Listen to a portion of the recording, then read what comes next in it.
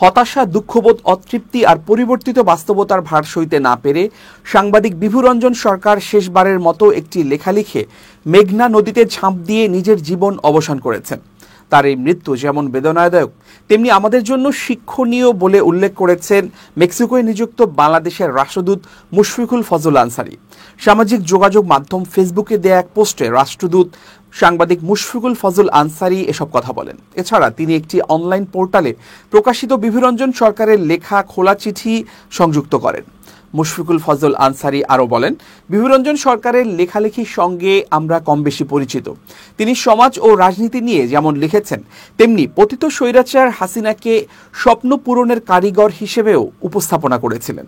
তার সর্বশেষ লেখায় স্পষ্ট হয়েছে অপ্রাপ্তির বেদনা ও পারিবারিক অনটনের চিত্র, যার দায় তিনি হাসিনা সরকারের উপর ন্যস্ত করেছেন।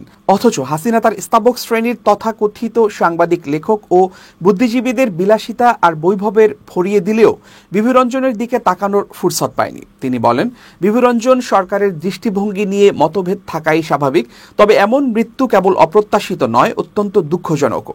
আমি তার আত্মার শান্তি কামনা করি। উল্লেখ্য, মোহাম্মদ ইউনূসের নেতৃত্বে অন্তর্বর্তী সরকার ক্ষমতায় আসার পর সাংবাদিক মুশফিকুল ফজল আনসারীকে জ্যেষ্ঠ সচিব পদমর্যাদায় রাষ্ট্রদূত হিসেবে নিয়োগ দেওয়া হয়।